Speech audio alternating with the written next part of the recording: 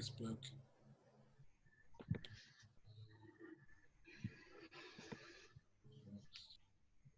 Be preparing the live stream.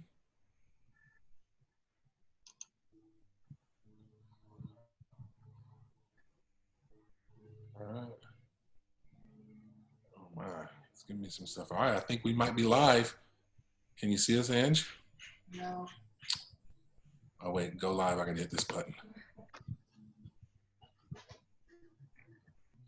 All right, thanks for your patience, guys.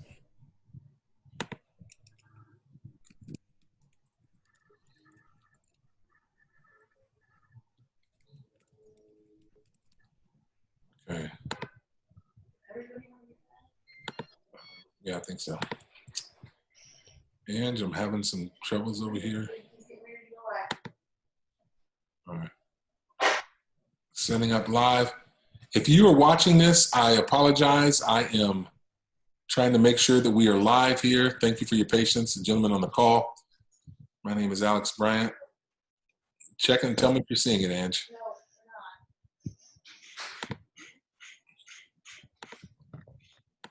And that's what happens. It says it's live on Facebook. I think we're live or recording it. Checking on the other. Well, anyway, hey, my name is Alex Bryant. We are live is what I'm being told. Thank you for joining us, Facebook world. We're just having some discussions here. My name's Pastor Alex. I'm joined by a few of my friends. I want to introduce them to you. We're having a panel discussion with police officers. And so I'm going to start by introducing my friend, Nick Spencer. When I originally had this idea, I reached out to Nick. He and I go to church together at New Life Church. And I was like, Nick, this is what's on my heart. I want to have a discussion. And so, Nick, introduce yourself and give us a quick version of who you are. Yeah, thanks, Alex. Nick Spencer. I grew up in south of Kansas City. Spent 8 years in the military, primarily in a special operations MOS. Traveled all over the world. Was in Iraq. Came home from Iraq, and then became a police officer. I spent 7 years just outside of Kansas City with the Blue Springs Police Department, where I was on patrol, FTO for a little bit, field training officer. Was on the tactical team for 5 of the 7 years I was there. And now I am the director of operations for a large security firm based out of Kansas City. All right. Thanks for serving, Nick. I'm going to introduce my other buddy. I've known this guy since about 1991. We played football in college together. And his name is Tom Galovich. He's one of my buddies. I was in his wedding. And he married a beautiful lady. He married way above his pay grade. So, Tom, introduce yourself. I agree with that. So I live in Sonoma County, California, about an hour north of San Francisco. Met Alex in college, like he said. I've been in law enforcement for 25 years. I started over in the Fresno area, which is Central Valley, California. Urban environment, high activity, things like that. The last 20 years I've been with Sonoma County Sheriff's Office. It's a rural area. I've done patrol. I've been a narcotics detective, worked in our Marine unit. So just variety of assignments. Cool deal. I'm going to introduce our next participant, John Barbie. He is a friend of my buddy Nick. And so thank you for being with us, John. Maybe introduce yourself. I think you're muted. There we go. Can you hear me now? Yeah. All right, sir. Just said John Barber. I'm friends with Nick and Nate Parks. We all went to the police academy together, Kansas City, Missouri Police Department. Been on the force for about 13, 14 years, KCPD, mostly patrol. Was able to do some specialized things with some of the specialized units as I returned between my reserve duty and the police department. I'm also currently in the Air Force, have about 18 years of military training. Just like Nick and Nate here, we've all been deployed to Iraq, been to Cuba, 3 mobilizations to Guantanamo Bay to deal with those guys, those detainees. Currently, I am in Texas, in the military school, training to be like Nate and Spence when I grow up. I have a long ways to go, but I just want to be like them when I grow up. Other than that, that's probably about it. Thank you. All right, and then our last participant, his name's Nathan Parks. He's actually the brother-in-law of my pastor. So Nathan, maybe introduce yourself. Yeah, thank you. I grew up in Warsaw, Missouri, so real small rural town. Joined the military in 1996. Was the Air Force. Joined the Air Force. Was a C5 loadmaster. Traveled all over the world. Got an education on the world there. Came back to Kansas City. Joined the police department with these two guys in 2005, and was a police officer from 2005 to 2010 there in Kansas City. At that time, we were the third most violent city in the nation, I believe is what the statistics were. I was in the inner city, was a community officer. So the demographics of the area that I patrolled and was a community officer in was about 95% African-American. Left the police department in 2010, went back full-time with the Air Force, which is what I currently do. No, thank you. Hey, man, all of you gentlemen, thank you for serving. Thank you for serving the military, and thanks for serving. Let me just also say, to all those watching, I've received a lot of questions from you all, and I have a lot of those. We're going to try to get through as many of those as we can. And then as well, I had several of my other friends. I've said before many times, I've had friends and family members that are police officers, and I invited a lot of those on. Some of them wanted to come, but just weren't able to. They didn't get the approval in order to come and speak on the camera, but they've given me some of their thoughts and have helped me formulate some of these questions. And so I'm just going to dive into this.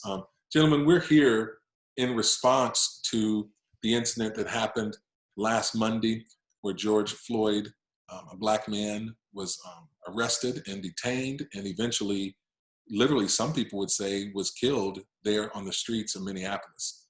And I'm not a police officer, but people know, and if you follow me on Facebook, if you follow me at all, you know that I, by and large, have a positive view of the police. As a matter of fact, one of the reasons why my wife and I are doing the type of ministry that we are now is because of a video that we posted about 4 years ago in response to 5 police officers being shot and killed in Dallas. It broke my heart. My uncle Junior was a police officer in Fort Pierce, Florida. He's in heaven now, retired from that police office and force, and I had a positive view of it. I moved to Illinois on my stepdad's side of the family. My uncle Bill Thorpe was a police officer in Macomb, Illinois, one of the first, if not the first, black police officer on the force, and dealt with a lot, but positive views of police officers. I got brother-in-law, cousins, friends, and so I do believe, by and large, that the police are good. But I have had bad experiences with police, like most people watching this. And there was something that struck a chord with a lot of us. Something that struck a chord with a lot of us this past week when we saw that. It hurt, and people are hurting. They're expressing their concern. They're expressing their pain, their anger. I want to hear from you all as police officers, and I'll just throw this out there for any of you. What do you feel? What do you see, and what's in your mind and heart when you saw that video? I think for me, just like you, Pastor Alex, is man, it broke my heart immediately to just know that another life was taken, and it wasn't needed, and it wasn't necessary, and I know that there's a lot of circumstances that could have led up to that point, but to me at that point it didn't matter, just because a life was taken, and my heart was broke for that, for their family, someone who suffered loss. There's no replacing it. And so and then that, as details started coming out, that pain and stuff kind of turned to anger and sadness that here's something that's going to strain relationships that you know, people like you and me and the officers and people that are here have tried to build. And so there was a whole range of emotions, you know, just back and forth on what's the right thing to say, what's the right thing to do, what should we do, but just overwhelmingly just brokenhearted. Yeah, Alex, I'll tell you, so like so many other instances where, you know, a video is produced or you just hear a portion of a story, my first inclination with any story right now is, well, let's see the whole story before I jump to a conclusion. Because a lot of times I've caught myself getting emotional or angry about something, or I think I know how it turned out. And then I go back and I hear the whole story, or there'll be another camera angle or something like that that says, okay, maybe I didn't have all the facts. So that was the first thing to me was, let me get the facts. So I started looking for the full video and quickly found it. And then once I saw the full video, it pretty much spoke for itself for a lot of different aspects. My mind was pretty clear there. I instantly started thinking of, you know, well, what is it going to look like versus what is it probably scientifically versus all these different aspects. But the biggest thing that hit me was just, this was wrong. This police department and these officers, they failed this one. They got it wrong. And this is pretty clear what it is. And then I really started transitioning into the hurt and the heartbreak and then the anger. Something I probably should have addressed for the audience. My wife is African American and we have biracial children. And so that side of it started really affecting me because, you know, it's easy to say it's not going to be my son, you know, but you see enough of this stuff and you start those thoughts kind of start taking you captive. And so then it took me through a completely different range of emotions on that point. So Nick, I mean, you know, and I'm just going to be vulnerable. I mean, your son and my son are good friends. You know, great your friend. son's been at my house, my son's been at your house, and it's just been hard. You know, I got an older son that when we process these things, what if it's him, Ahmaud Arbery, and that wasn't a police situation, and it's so easy not to go there. I just appreciate the fact that a lot of times, and I'm going to be real here, I've heard people say it, and I feel this too. I don't want to hear police officers or anybody say to me, well, let's wait and get the facts. Let's wait and get the facts. Sure. I mean, that one hurts because what a lot of people saw is this man who literally, and a lot of people have said this, and I believe this as well, who left this earth right there at the knee of Officer Chauvin. And I mean, yeah, if you other ones have something to say, I mean, I want to give you an opportunity, but you know, that's what a lot of us saw. That's what we felt. So when I first saw the video, I too, you know, initially go into it, all right, he's on the ground, it's a check forgery or a counterfeit $20 bill. And my first thought is, well, what did he do to get put on the ground? Because we want the facts. And as I started watching the video, you can see that he's not resisting. He's just saying, I can't breathe. The cop has his knee in his neck, which is not a way that you're trained to restrain someone. And at that point, I started, you know, transitioning to, well, what happened before that really didn't matter. And you get to the point where you realize that's just a extreme callousness to humanity at that point. As cops, we all get trained with dealing with people when you're putting them on the ground about positional asphyxiation. What's the easiest way to deal with that? Roll them on their side. That's all you had to do. Roll the person on their side. But that couldn't even happen. So I just came away from it going, man, like I said, an extreme callousness to just basic humanity at that point. John, do you want to add anything on that? Well, just like we're all trained to do, we have to look at the total picture. We have to look at the total person. How was he before? A lot of information out on the internet, and they were saying he was like a gentle giant. Of course, we always paint our people in the most positive way, especially when it comes to social media, when it comes to news. So we initially go into the situation like what's the backstory? Like, who is this guy? How was he in the community? Our training allows us, if you've done it enough, our training allows us to read a person initially coming up to a scene. And we are initially on the defense in regards to coming up to a scene. So I don't know what, I couldn't find what the full scene was about. All I read was a counterfeit $20 bill.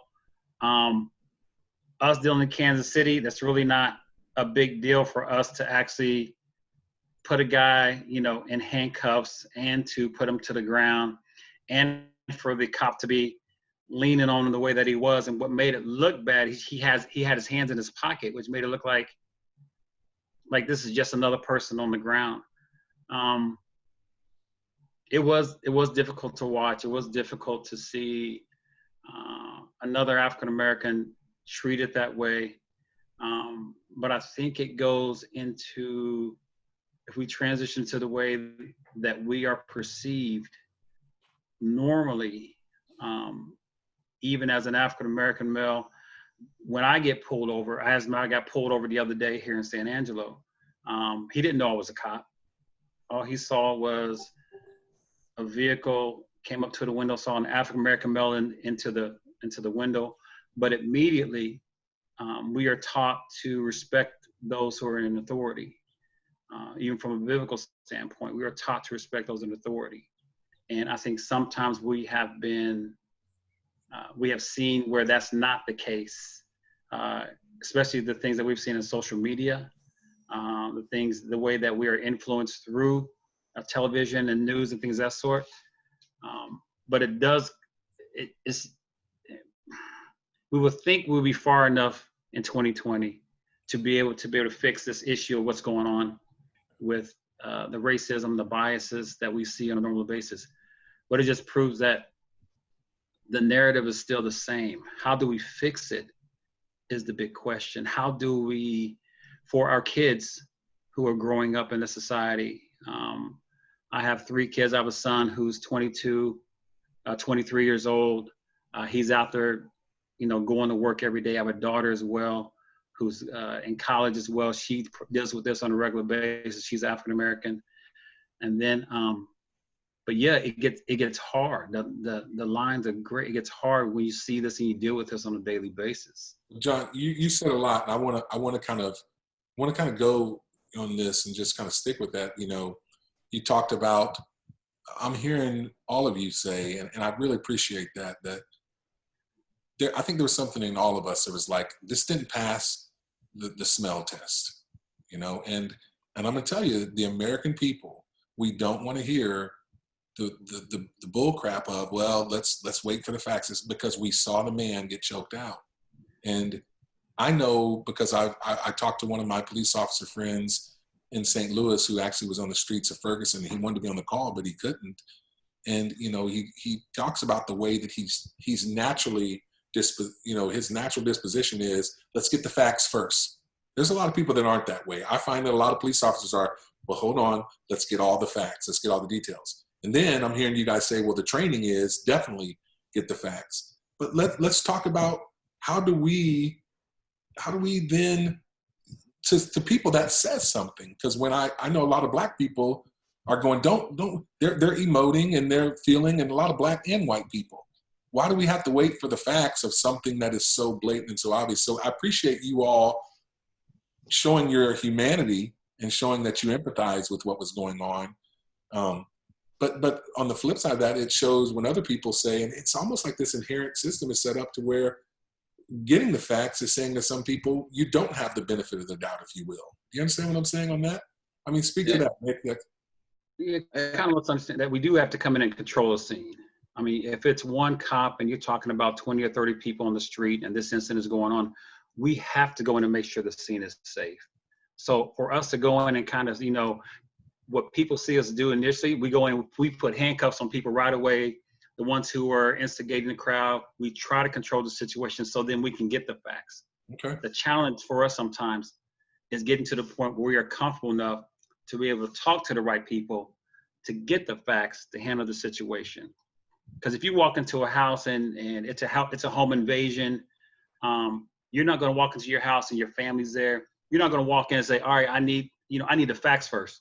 No, every human being is going to make sure their house is safe, your family is safe, before you go in and try to get the facts.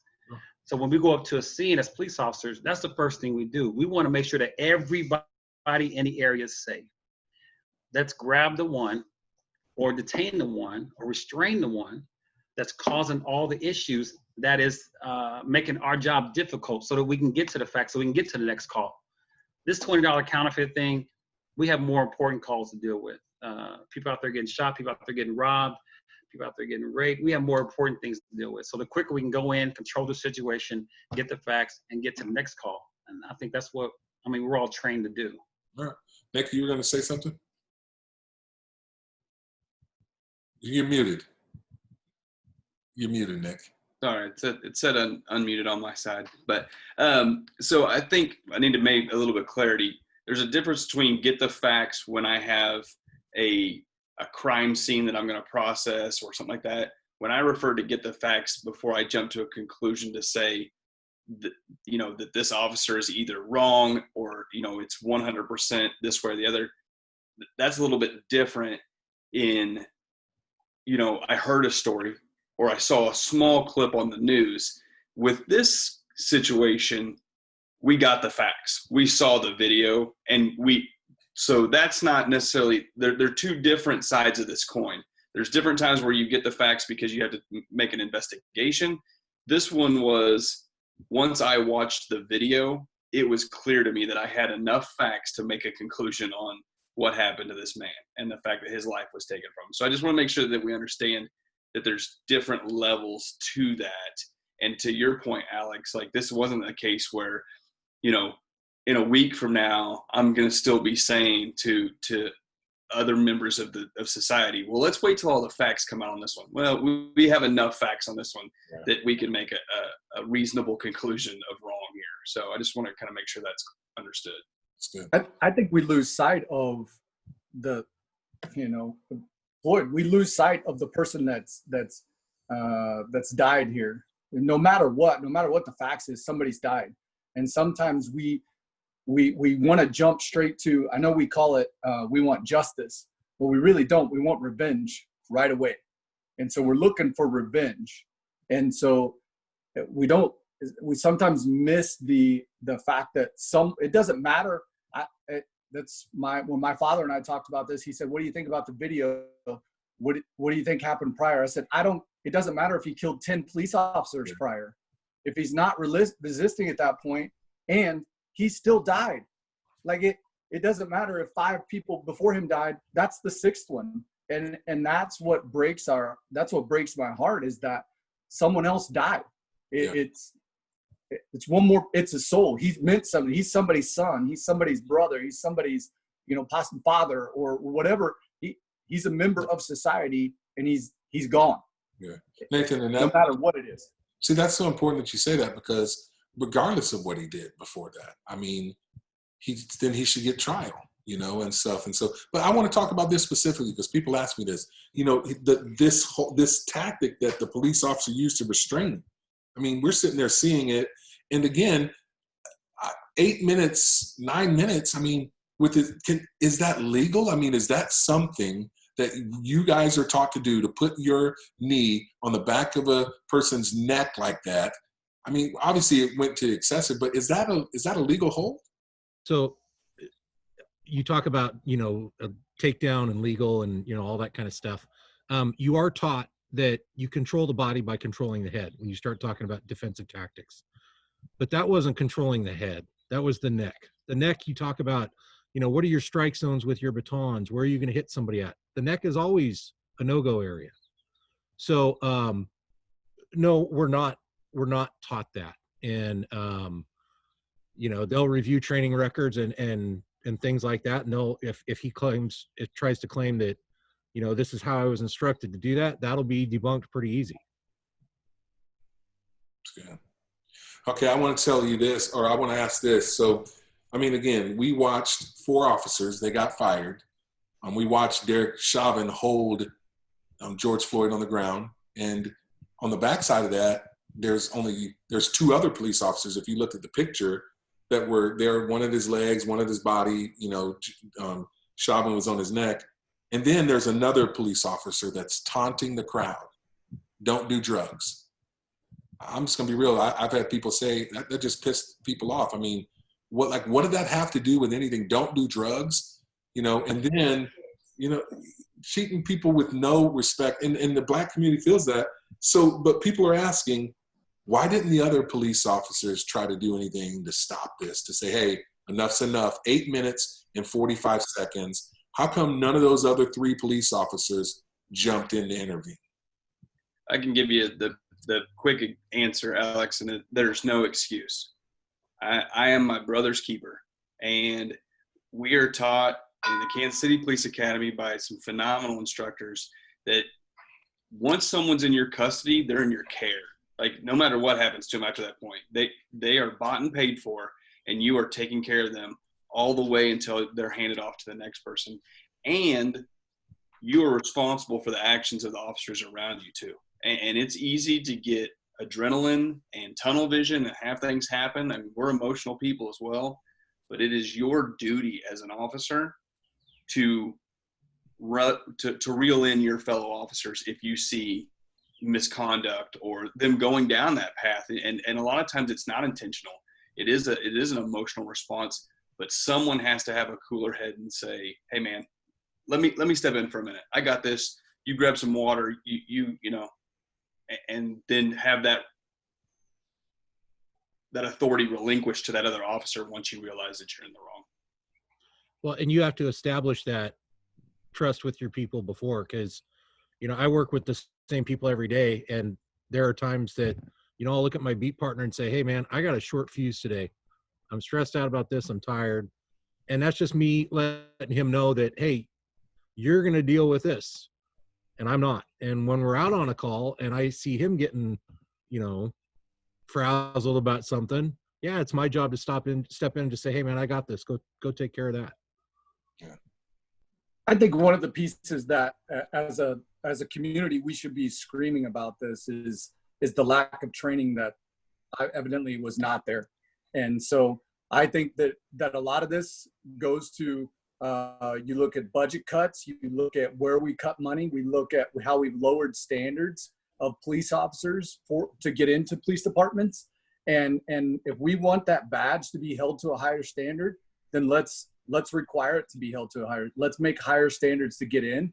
Let's make their training higher requirements. And I mean, that to me, I'm with Nick. There's no way. There was no way there was a scene that I showed up on that if someone was foot chased, car chased, shooting, stabbing, fought, anything like that, and you put somebody in custody, the first thing I did when I showed up on the scene was I went over and like, hey man, go start your paperwork. I got them. And then I talked to the person and they usually were like, that dude kneed me in the back or had his knee in my neck. Hey, that is not you.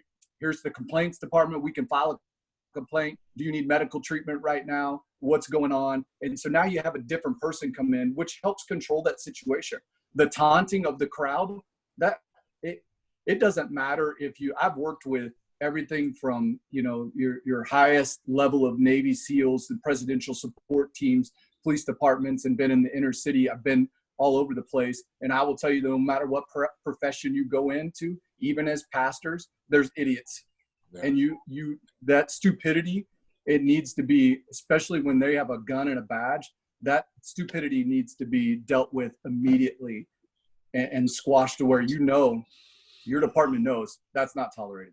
So I get that. I mean, I guess there's a place for the discussion of police training. I don't even think the average person knows what all goes into it. I understand it's like 8 weeks. Is that right? Is that about what police academy is? Is that, no? What is it? 6 months is what we went through. 6 months of training and then 6 months of other training on the street. Okay. Job. So then, you know, I just try to use my common sense here on this. Do you need training to know that that's just too excessive? I mean, because here's what I think people feel. There's this perception that cops believe that they're supposed to protect the badge at all costs. You know, the fraternity of the police and Back the Blue, they made a movie out of it, Blue versus Black, whatever. But I mean, I think speak to that perception. People truly believe that police have the mentality that they need to protect the badge at all costs. I mean, is there any truth to that perception? I just want to answer the question about the training portion real quick, Alex, just to add to that. So we say in our company that capability breeds humility. So that's where Nathan is referring to having the training. When you know that your skill set is enough to protect you and that you can do things in a certain manner without having to escalate to a higher level of response, that capability and that training keeps you from taking the extra step that it didn't need to go. If I know that just this enough pressure or just this enough force will get the job done, and I'm competent in that, I don't have to escalate above another level that could potentially put someone else at risk. And so that's where the training portion is critical. And a lot of, absolutely not making excuses. Officers don't train enough to where they're competent in the skills that they have to do on a daily basis, or they don't do those skills enough that when it does escalate, you go just what we call snake-eyed, and it could be a fear response, honestly. Yeah, if you look at the size of George Floyd and the size of that police officer, you can obviously tell that he was overcompensating because he was a big guy trying to come in. But the humanity part, I mean, we're human as well as police officers. When we go into a scene, they expect us to take control of the scene. So not only do we have to come in and take care of our police officers, there is we have to protect each other going into a scene. That is something that we we learn to cover each other on a regular basis. But we were humans first. And so there was a way, if you are trained enough that they're referring to, and you're confident enough with your training and your skill set to be able to go into a scene, and if Nick or any of my fellow police officers are going over the edge, no matter if I know you or not, the badge alone allows me to come over and my skill set to take care of that person, to take care of you as well, take care of that person. Because sometimes we forget that if we do not take that police officer out of that situation to where he over escalates to the point where he does do something like this, then not only are we affecting that, we're not taking care of that police officer and his family, but then also we're not taking care of the people that we are ordered to protect and serve. So yeah, it is, we have to do both. You have to balance both. If your training is good enough, if your people skills are good enough, you're able to balance the two to be able to bring your brother home out of that situation and also take care of humanity as well. Okay, did you go ahead? Go ahead, Tom.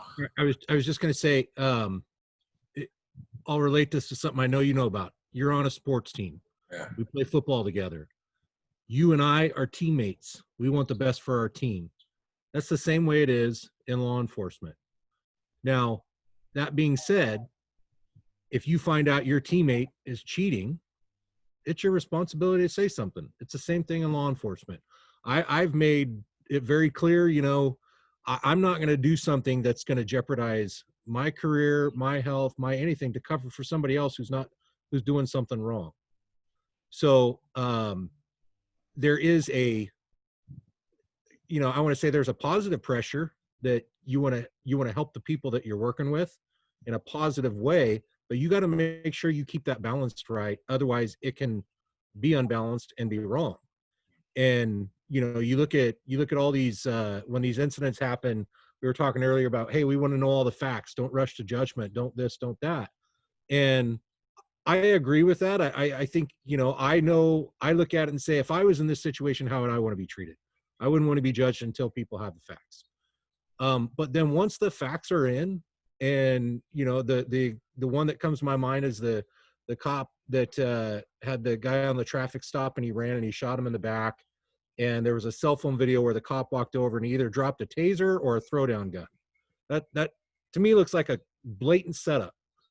When he is convicted, it's just as important to be as vocal about, okay, we said we wanted all the facts. We have all the facts. This is wrong. He was convicted, and that is not what we stand for. You have no moral authority when you don't follow up on it on the backside. Okay, I'm going to say this, and I see you want to say something, Nathan, but I want to stay on this. Because I can see people watching this going, yeah, you guys might be good cops. You guys are some nice ones. You're saying the right stuff. But the bottom line is the systemic nature that just permeates a lot of police forces that is seen. Man, there has to be more of this. Because I get it. I get the whole what happens in this locker room stays in this locker room. What happens in this family stays in this house. Come on, black people. You know that's how we've been brought up. Ladies, the girl code. I mean, you know, we all have it to an extent, but come on, something is crossing the line here. I mean, I'm not trying to offend you all, but I mean, there's so many movies about crooked cops protect the bad. There's got to be more to it. I mean, Nathan, you were starting to say something. I mean, people have this perception for a reason, and cities are burning right now because people feel like even the good cops cover for the bad ones. Yeah, and that's a perception that can only be fought with truth and with our actions, right? The perception can only be overcome with our actions. I was reading my brother and I did a Bible study that Nick's involved with on Friday, and one of the things that came out of it was a lack of love is often easy to justify, even though it's never right. And so I think police officers were put into communities to protect and to serve those communities, but a lot of times we don't understand the fullness behind protecting the badge. And what that means is that I wanted everyone that walked away to have a positive influence with police, to the point where even there was people that I arrested and that they were going away for probably a long time, but they would tell me thank you at the end because of something. Hey, what else is going on in your life? What can we help you with? What can we, how do we stop this? Now there's certain people that just don't want help. But I think this perception that cops are prejudiced, we'd also have to look at that and say, I was a white cop that was assigned to a black area. I didn't choose to go down there. I didn't raise my hand in the academy and say, can you please put me in an all black neighborhood? And so that's what I had to deal with. And the thing is when I saw a white guy down in my area, you better believe I flipped around on him and I was following him like, what's this dude doing down here? Doesn't belong. Okay, so there's some. But along with that, there's biases and things that go like all of us. And John, you mentioned this earlier. Go, wait, hold on a second, something's not right here. And a lot of people in the inner cities believe exactly the opposite. I mean, I think it does work both ways, but what we're seeing is this, if you want to call it an epidemic or not, some people would say it's not an epidemic and they'll show you stats that not only so many black people are killed, whatever, but there's a reason why so many cities are burning right now, because people perceive that cops are racist and prejudiced and that they want to protect the badge. I mean, I'm just telling you what I see, what people have shared with me. We gotta stay here and talk to that. So let's, if we can go back to,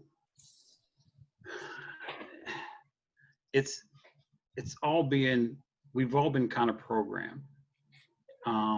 There's a class that I was doing for the Kansas City Police Department in regards to racial profiling. There was a section when you do your in-service where, they talk about the number of African Americans that are being killed by police officers, the biases that we grow up with, the racial, the challenges that we have growing up. And, my class was cut short due to the fact that I brought up that you must understand how, first of all, how police officers came into existence. There were no African American police officers when the badge first was created. The justice system, when we created police officers, there were no African American police officers. At the same time, African Americans were viewed as products. They wasn't viewed as people. So as we're going through the society change, whereas you're being a police officer, you are trained from the very beginning that African Americans or anybody that is not Caucasian is considered a product. I mean, we were actually, if we go back to even, I don't know if this is the right venue, but even back to slavery, when we were products, we weren't people. We weren't considered a full person. So then you grow up with that as a Caucasian, and then you become a police officer, and now all you see African Americans as you're growing up are products. There has to be a change in the mindset on, what is considered a product and what is considered a person. And I think sometimes as police officers, that becomes a challenge. You don't treat everybody like they're a product, either white, black, Hispanic. But the reality is that African American males or African American period, sometimes they're not seen as subhuman. And sometimes, and I think it's because of society, because of history, that bias has to be changed. There just needs to be a conversation to let you know that we are people just like, you know, police officers are people as well. Our societies that we change, we are sent, held to a higher level to protect and serve these people in our communities. And I think, and also African Americans, we've been trained as well that all cops are racist, even growing up. Even my father was like, hey, if you see a cop, go the other way. You may be doing nothing wrong, but you don't want to be at the wrong place at the wrong time. Even me as a police officer and my dad being a pastor, and my mom being a teacher, growing up in a middle class neighborhood, we were still taught that's the way police officers think. So how do we, not only as police officers, as humans, as Christians, go back and we need to have that difficult conversation. Good. This is what I think when I see a cop, when I see a white cop, when I see a black cop. I can't tell you how many scenes that I went on to where I had to intercede, or there was an African American on the ground and they're yelling at the white cop and you calling them racist, and then I had to step in and be like, hey, listen, this is our job, this is what we do. And I've been able to de-escalate the situation where that person is just like, all right, I got it, I understand. But sometimes these are the ways we were raised. You know, the bias that some police officers have, and even the African American police officers we have, this is the way we're raised. So how do we have that conversation? It needs to be a hard conversation because society over time has pushed that agenda forward. Yeah. You know, I don't need to be, sometimes my skin color is sometimes my weapon. I don't need to carry a weapon for me walking to the store and people viewing me as a threat. My skin color is sometimes my threat, but that's learned. That's a learned behavior. Because we see that. If we see little kids, we put two little kids in a room, black and white, it doesn't matter, age 1, 2, or 3, they don't see color. They don't see color at all. Yeah. I think sometimes that's a learned behavior that we need to fix at a very young age, and even have a conversation about it. That's good. Nathan, were you wanting to say something else? I thought that you wanted to. I was just going to ask John to talk about that, and he hit on it of just being a black police officer in a black community, and what his thoughts would be if it was, you know, because I know the Kansas City Police Department, when I was there, they tried very hard to hire as many black police officers as possible, and that sometimes I saw it as being almost harder for a black police officer. That when we showed up, it was easy for the community to not like me being a white police officer. Right. It's harder for them to not like John, because like what John was saying is now, you know, he's like, they see themselves, they relate more with John. And so he shows up, he's able to de-escalate, but then also sometimes it escalates the situation more because they're expecting him to give, you know, to be different than, but his training is the same as mine. And so I just wanted to touch on that, on how difficult that also is to be a black police officer. Yeah, probably the funniest thing that I dealt with was we were at a scene and a African American male was pepper sprayed, and before I even got there, he was saying, you know, you Uncle Tom. I mean, he couldn't see because the pepper spray makes you close your eyes in the pain. You know, hey, you Uncle Toms, I'm tired of you. You racist. He's calling us names, and I'm standing over him because I allowed the cop who actually did the spraying to get him calmed down. I had him go so he can get his medical attention. And so we're helping this guy out, and he's still calling us Uncle Toms and racist. And once he opens his eyes and sees me in front of him, it all stops. Because, sir, I'm African American just like you, so how are you? And then his whole demeanor and his whole conversation changed. I'm going to take you down the same way as my brother is going to take you down. I'm going to, you know, put you in handcuffs. I'm going to set you up. If I need to, you know, do a mount where I'm on your back trying to get you handcuffed, I'm going to do it the same way as we're trained as a white officer.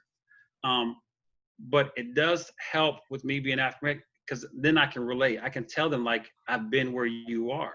I've seen that. I've been pulled over. I've been racially profiled, and I'm still a cop, but that still doesn't give you the right to disrespect any police officer in any field just because you're throwing the race card out, black or white. No, wrong is wrong, right is right. We're here to deal with the situation, not the person. Yeah. I want to say this, and again, sounds like you all, and I know, most of you, you're good cops. That's the perception. I saw something that Dan Jones of CNN said. He said, and I thought this was really interesting. My oldest son and I had a talk about this. He said, the police have a respected monopoly on violence. Society has given this respected monopoly to the police because they make arrests and society accepts this arrangement. They're supposed to keep us safe. We respect it because there are rules and regulations, and usually there's checks and balances. But we're in danger now because the police have started to abuse the trust they have been given, and the system is not responding fairly. And I want to talk about rebuilding trust because, and I'm going to go back to the George Floyd deal. I see one officer, Derek Chauvin, who's got his knee on his neck and pretty much killed him. Then it looked like the EMT showed up. How come, and it just looked like they just loaded him on the stretcher like a little piece of meat, like, oh, he's done here, let's get him off. How come none of the other officers tried to attend to him and tried to help him to do CPR? Are they trained to do that? And it goes back to trust. I mean, protecting the badge, oh, he's gone too far, but we let it go. What can the police do overall to rebuild trust with the community? And again, you guys are good cops, but overall, how could they let that go down like that? And how do you expect us to trust you? I think, Alex, we got to put some things in perspective. And again, I'm so hesitant to say things that may sound like I would ever give any excuse to a negative situation, right? Let me just say this before you do that. Let me just say this before you do that, Nick. I'm going to personally vouch for you. I mean, Nick is a brother. Yes. He's a brother in Christ. And the bottom line is, and I'm not trying to throw this out here as like he has the authority to do this, but this man is married to a black woman, beautiful black lady. They're Christian people, and he's raising biracial kids. He knows that regardless to society, his kids are going to be seen as black. So I'm going to say this, Nick, you don't have to, you can say what you want, and I trust your heart. So go ahead, man. I want people to understand I'm a big guy on statistics and numbers, and what we saw in Minneapolis was one absolute atrocity, a crime that occurred. But there are close to, depending on which numbers you look, between 650 and 800,000 police officers in America today. And on a daily basis, I couldn't even begin to quantify the number of contacts between police officers and citizens. I mean, it's in the hundreds of thousands, if not millions per day contacts. And where trust comes is showing that an officer does the right thing a repeated amount of times. And so if you look at the global level police officers and how many contacts I have with an African-American subject in a single day, and how many of those African-Americans were not beat, were not shot, and were not murdered, right? And that should speak, and I know it's hard to say that does, but that should speak for the nature of the majority of police officers, is the fact that there's millions of contacts that go perfectly as trained and as planned and with the right heart and intent. So I think we lose sight of that, is that there are hundreds of thousands of great cops trying to do the best job that they can. And there are a handful, and I can't even quantify this number, there probably more than I would want to admit, of bad cops that don't do the right thing or have an agenda or just plain evil and are an instrument of the devil that are used to divide a nation and hurt people. But I do want to keep that perspective. Nick, that's powerful. And I wondered those numbers. I mean, you're saying there's between 650,000 and 800,000 police officers on a normal day. I mean, that's literally hundreds of thousands, if not a million contacts of people, and the majority of them go good. So, but here's what I want you to do, and I'm going to look to the other guys. What do you say to those other police officers. You know, you hear statistics. I've seen them all over Facebook or Twitter. 95% of police officers are good. Okay, let's just say we go with that. But then I saw another one of my friends posted a thing. But yeah, but if you know they're good, and just like I'm going to go to this, Tom, in the locker room, I know when some of those knuckleheads were going to be dirty players. If I don't say anything, though, if I don't try to change the culture of that, then I'm complicit. So what do you all say to those other knucklehead cops, those ones that have the propensity to go too far? Because let's be real, you know them, you've seen them, their reputation speaks for themselves. If the good cops don't speak up, then the culture is allowed to continue. Come on, as police officers, speak to that. I mean, what would you say to those cops? Because they are giving the rest of you a bad name. I think I'll piggyback on what Nick said there. It's the current statistic, I believe, is 0.001% of all contacts end in some kind of gunfire with police officers. 0.001%. And so it's a very low percentage that actually end in some type of gunfire or violence. But that doesn't excuse, because tell that to the Floyd's family. They don't care about those numbers, right? Because that's not their perspective, and so we can't justify a lack of respect with numbers. And so I think we have to do that, just like I have to train up my military members, and I have to myself, that where we have to be so involved with the communities. I think, Pastor Alex, what you're doing is phenomenal.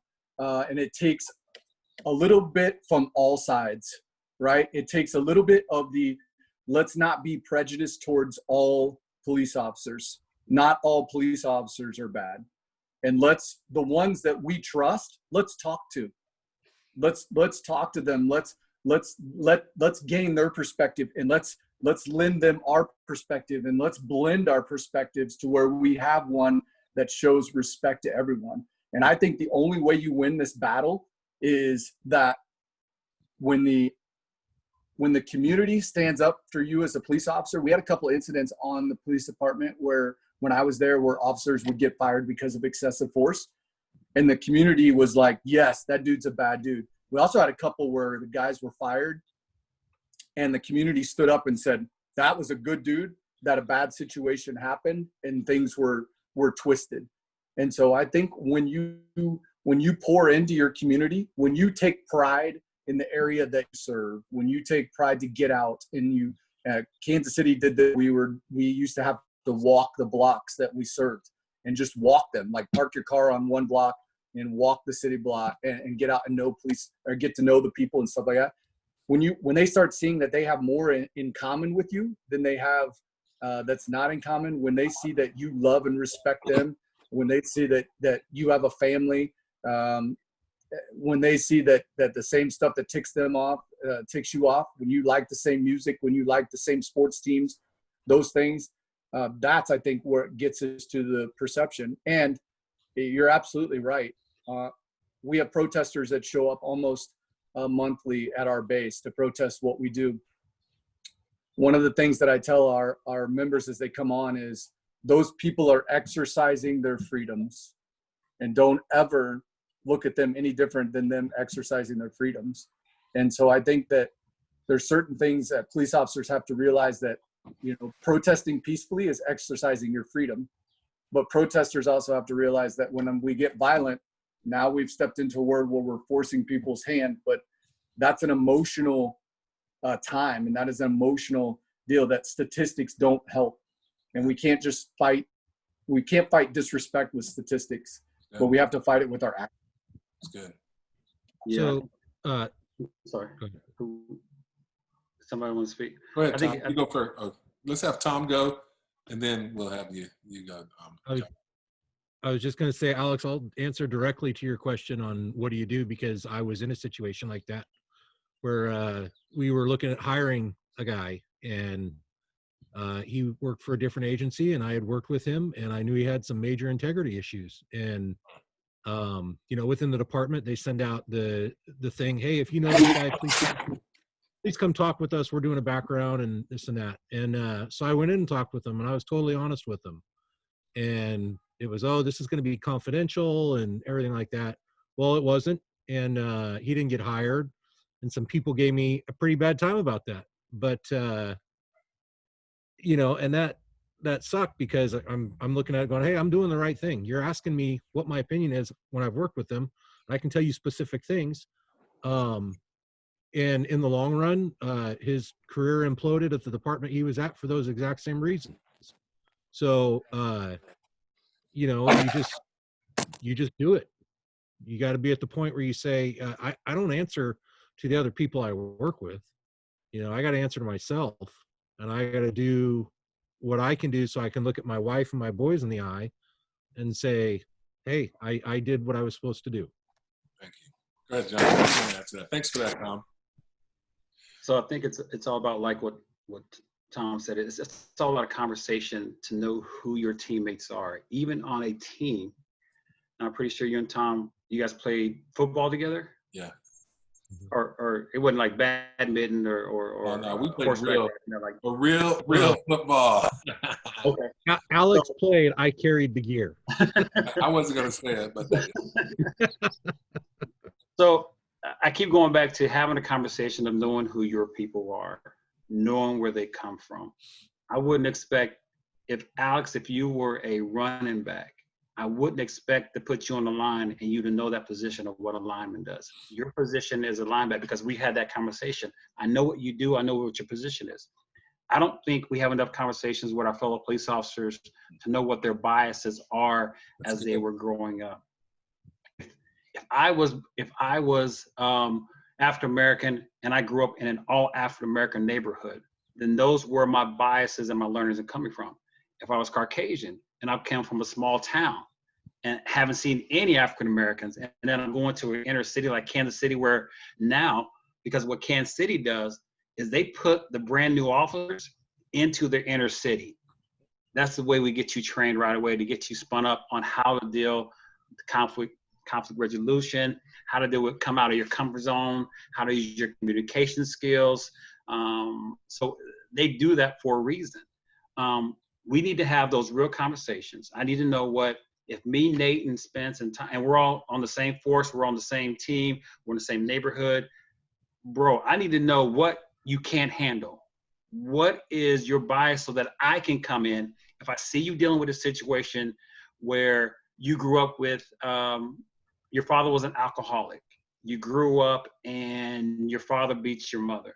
Well, I need to know that, because if we go into a situation where a guy he's an alcoholic and he's being, that's going to affect you a certain way, then I'm going to need to step in and take care of that situation for you, not only to protect you as my brother in blue, but also to be able to handle the situation so that the violence isn't escalated to a point to where, just like Nate says, that 0.001% where it does become violent.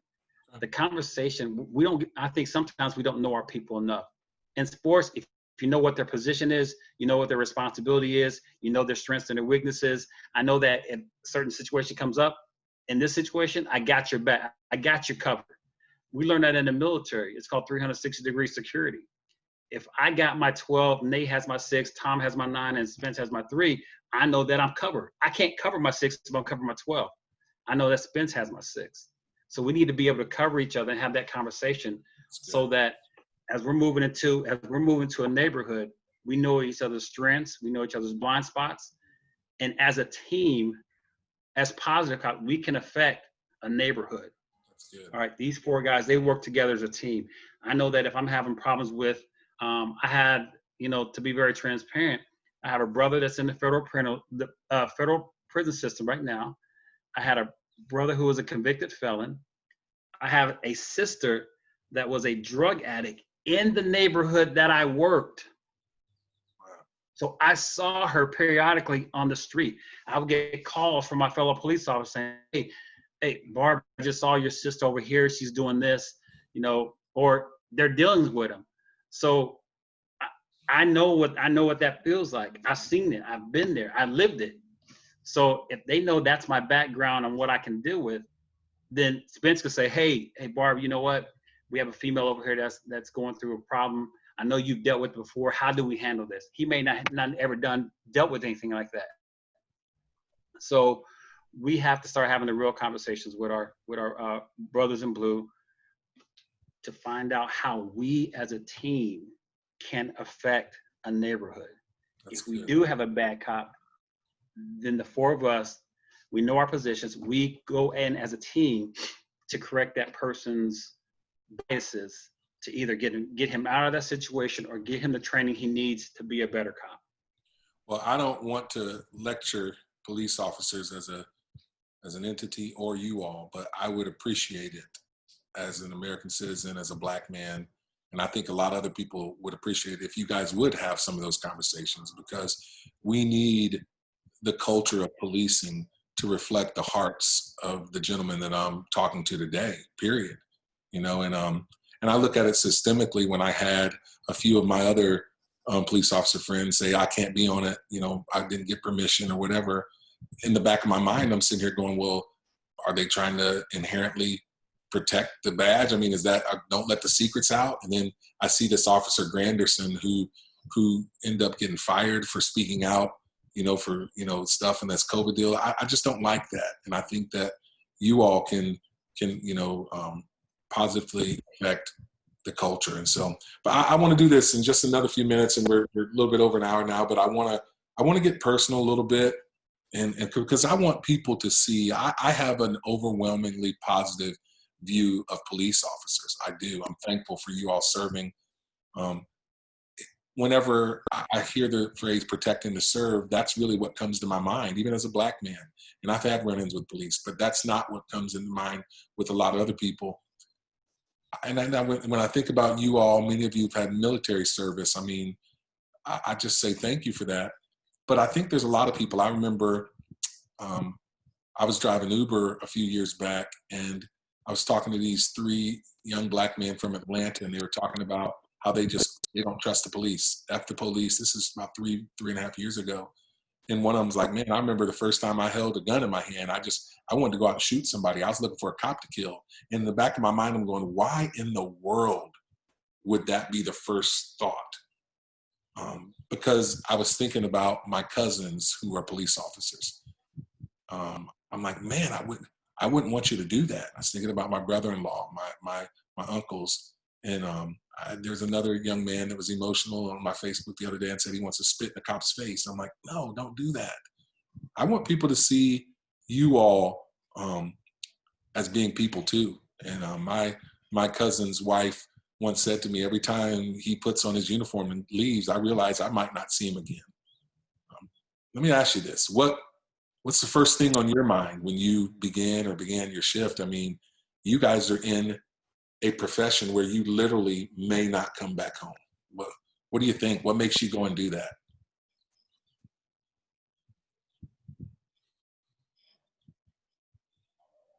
I think most of us, want to give back and want to be a part of something big. You know, I grew up in church, and I grew up in this,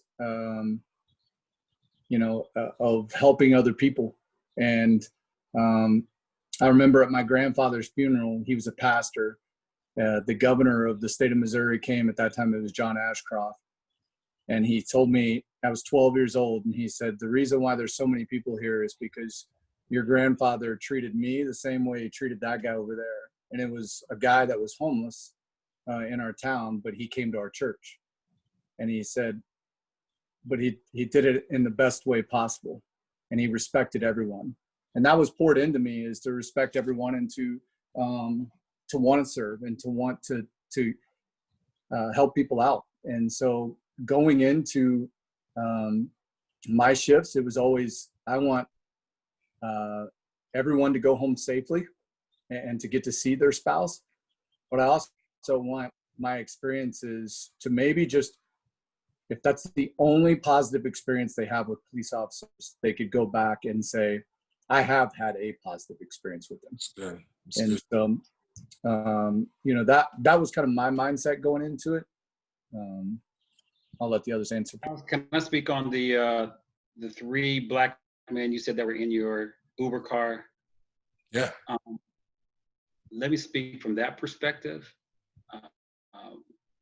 In the neighborhoods that we worked in Kansas City and Nick and Blue Springs, I'm not sure what, and being in the inner city, you must understand that sometimes the first time a young African American is dealing with a police officer is them coming in and maybe arresting their father, maybe their mother, maybe a relative of theirs that they really love. They may not know that. They don't care if that person was selling drugs. They don't care if that person just shot at somebody. All they know is someone in uniform came in and took someone out of their house that they loved and took them to jail. Yeah. When our young black men grow up, and that's the first experience they had with a police officer, they're going to grow up with a negative connotation of what police officers are and what they do. I had a situation where I was going into a call, and we are taught very young that weapons are very bad. You know, they should be handled with respect. They have the possibility to take a life. I was talking to a young lady on her porch. Her 3-year-old child walked around. You know, we're not thinking about 3-year-olds. He walked around my back and touched my gun. So fear, his whole mindset, he wasn't even thinking that gun was a bad thing. He has grown up, even at 3-year-olds, thinking that it's okay to grab a gun. He's seen his probably family members with guns.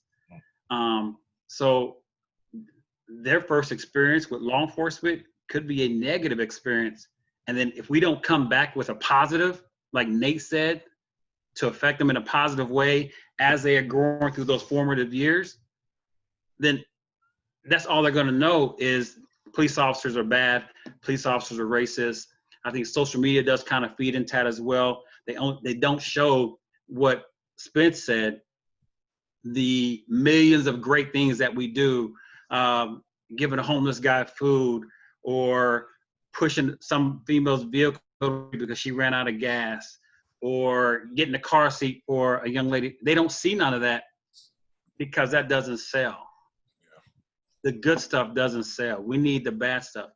So it needs to be a proactive thing to where we are showing some of the positive things that a police officer do, the positive things that we are doing in neighborhoods, talking to the people, helping those who need help. But that stuff doesn't sell. You know, that stuff, it's not the stuff that we do. So Nick, I want to ask you this, like, I know your family, you know, Yeah. when you had young kids when you were on the force. Mhm. And how'd they deal with that, knowing that you might not come back that day? Yeah, you know, I mean, my wife, she was by my side through 14 months in Iraq and through the police department when I told her I was going to be a SWAT cop. And, you know, that's a risk that she accepted because she knew that that's where my heart was. And so she completely supported it, but she knew that every time I walked out of the door, that might've been the last kiss, you know, and it's selfish for us police officers to put our families in that, and that's hard to deal with because we a lot of times don't give them the option. That's the job that their husband or their dad picked, and that they just have to deal with it. But you know, from day one of the academy, they tell you go home at the end of your shift, do everything right, train, be smart, be the best cop you can be, go home at the end of your shift. But you know that there's always that chance. Now, I'll be honest, most cops in our minds, we're bulletproof and we're superheroes, and that's not going to be me, but we know, and it lingers with us. But if you look at almost any cop that I've ever worked with, they're not worried about themselves going home at the end of the night. They're worried about the guy next to them. And it's from the military through the police. If I die at work, I die at work. That's the choice I made. I chose that profession. I'm willing, even today, to lay down my life for another person. What I'm not willing to do is to fail my brother or my sister next to me. And that's a lot of weight to bear. And there's always that pressure. I know people don't seem to grasp that with police today, that they don't think that that's our mentality. But I was there to serve.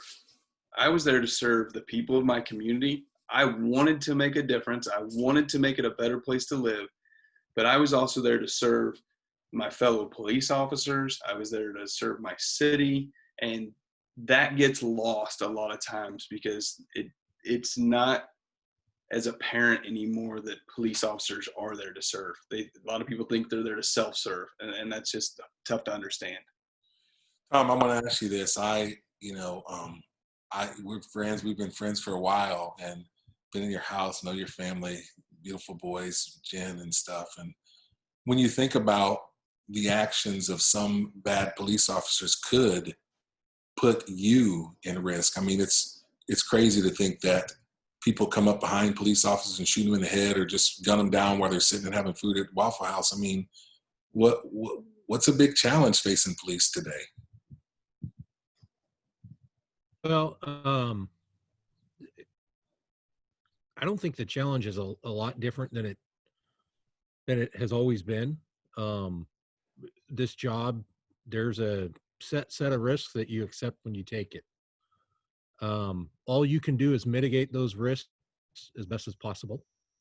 Be smart, make good safety, habits and follow that. And that's really all you can do. You can do everything right and still lose.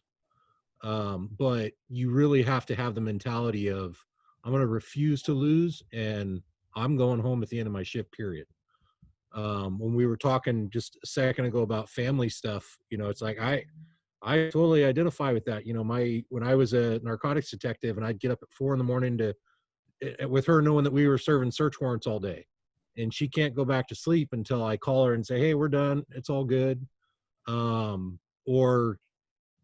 just had a big set of wildfires out here the last couple of years ago. And for the first set of them, we were the first ones on scene, where neighborhoods and entire streets are burning, and you're driving through and over trees that are falling down on fire. And, when my wife tells me the first thing that the boys ask is Dad okay? You realize that it affects way more than you. And that's where you have to look at it and say, I'm going to do everything I need to do to come home for them. That's good. So guys, I want to just kind of really just like wrap this up, but I want to leave this on a positive note, and thank you for your time. This has been wonderful and enlightening for me as well. And my wife just let me know we're doing this live on Facebook. There's a lot of questions coming in, and I know some of you are on Facebook. If you would, could I just ask that you maybe take a little time and interact with some of them and see the questions? You may have some answers that I don't have. But I want to leave this with a message of hope, not only for the people, but then also a message of hope and change for officers too. And so I want to do it this way. Nick and Nathan, why don't you speak messages of hope to the general public, and messages of hope and healing. And then Tom and John, why don't you speak a message of hope and encouragement and influence to those 650 to 800,000 other police officers that are out there doing it. So let's start with you, Nathan. So I'd say the hope that I would like to share is in Hebrews 4:14. It talks about why Christ came to earth, and he came to earth to be tempted and tried every way such as we are, but remain blameless, so that he could go to the throne and sit up there in heaven and know what we're feeling. And I will tell you that he was persecuted wrongly, and he faced prejudice, and he faced all this, but he holds the answer. And he is our hope. He's given us this guideline. He's given us parables like he did in Luke 10 in 25 through 37, where he talks about the Good Samaritan and how that was, if you look at that story, it's along the same lines that we're talking about right here. It's people crossing the boundary of race and seeing everyone as creations of God. And I think we owe it, whether you're a police officer or whether you're in the inner city or whether you're whatever side you're on, even when we look at political figures and how they're how they're working and operating, is we owe it to start looking at people and seeing what God sees, and not what our prejudice sees, not what our background sees, not what our our legalistic side sees or our social media sees, but seeing what God sees. And I promise if we start going into every situation and trying to see what God sees, this will change. He is our hope. He can rid this. This is not bigger than him. That's good. That's so good. Amen. Amen. Nathan, thank you for that. Nick, what do you got on your heart?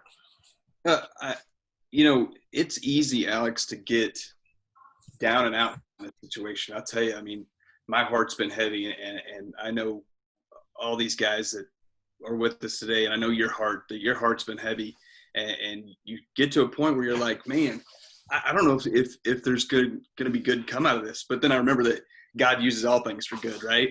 That, who am I to say that this isn't going to be that tipping point that actually this time something changes? And so I'm hopeful in that, because I know he won't waste those opportunities, even though people that have a platform way bigger than any of us may waste those opportunities. God's not going to waste them. And that gives me hope, and knowing that he could take this entire situation and maybe it's just change one relationship, right? And I hope it's way more than that. I hope we see a different type of a pandemic come across this nation that sweeps it. But if one person wakes up tomorrow and says, man, I was wrong. If one cop says, geez, I can't let another cop do this again, right? If that sparks change, then it's not all bad. And that's what I'm hopeful in. That's really good, man. And you're right, man. You're right, dude. Tom, speak a message of whether it's encouragement, hope, a challenge to the brothers in blue. So I think this would apply to cops and everybody. We have to continue a conversation. A conversation goes both ways. In a conversation, you don't always like what you're told. You don't always understand it. But you have to be willing to talk about it. And you have to be willing to have the conversation in a way that it doesn't stop it. You don't come in and say, you just don't get it. How do you not understand this by now? You're wrong. You have to find ways that make people feel comfortable with saying, hey, you started from here, I started from here, we're at different spots. That's okay. Let's try and work to where we come together to where we can talk about it and we can disagree. But we're going to continue to talk about it, because if conversation is done about this, results are done. I wish that everyone was like you guys. So, John, what do you have to leave us with? I would say for my brothers in blue, just like Tom said, the conversation must be had. We are given the authority to not only protect and serve the community that we serve as well, but we also, like he said, to make sure that my fellow brother police officer comes home, make sure he has a family to affect. Just like George Floyd, his family, they just lost a loved one, and the number of people that affects, the second and third and fourth order effects of people that it has. Police officers, we have the same thing. I mean, if one of my brothers in blue go down, it's not just him, it affects a family, a community, a church. It affects them totally. So I would say to my brothers in blue, have the conversation, have the real conversation, have the conversation behind closed doors about what your biases are, what your challenges are, what your strengths are, what your weaknesses are, and be mature enough not to hold it against your fellow brethren because he doesn't think like you. Just like Tom said, I would rather have an understanding of where you're coming from than to agree with you, especially when you're wrong, especially when the conversation doesn't go the way you want it to go. Help me to understand. And then from there, we can go ahead and build a bridge on how we can protect each other as a team, even from a sports team. If I know your position, if I know what your conversation, I know what you're looking for, then I can cover your blind spot. And we need to do that with each other in the street. Secondly, you go out as a team, as a positive team, to affect a neighborhood in a positive manner. However you feel the need to do that in your neighborhood, you need to have that conversation. So please don't give up. It's about, you're supposed to be your brother's keeper. Protect your brother, protect your family, protect the neighborhood. But just realize a lot of police officers, why we do what we do, why the military, why we do what we do.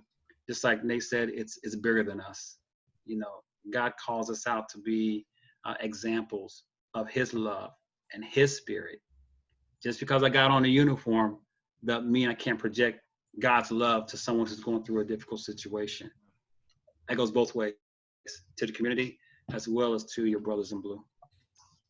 You gentlemen are amazing, and I thank you for taking the time here. I wish that all police officers, all people were like you, that had the integrity of their heart and their spirit. And thank you for what you're doing. And I just want to say this to everyone. As we're thinking about this, I just want to leave us with this. God is showing me and my family the impact that one person could have. My family, God laid something on my heart a few years ago in response to violence. And I was just amazed at the thought that he gave me in 10 minutes. And we made a video. I brought my family in on it. And the video was seen by 35 million people on Facebook. And it was just a message of hope. It's not black versus white. It's not the people versus the police. It really, truly is dark versus light. And I want to speak to people that have the Spirit of God in them, Christian people. The Bible tells us in 1 John 1:5-7 that God is light, in him there's no darkness at all. And if we claim to be in the light, but we don't live that way, then we're liars. The blood of Jesus purifies us from all sin, even the sin of racism, the sin of hatred, just the sin of just anger and bitterness. And we have to go and we have to walk in the light. God's given us the power and the ability to do that. And one person can make a difference. You can make a difference. I can make a difference. I'm using my voice. Situations like this, I want to bring people together. I want people to see that we're all humans, we're all Americans, we're all part of the human race, and we're all God's children. We all have the opportunity to be his children. And so thank you, gentlemen, for your time.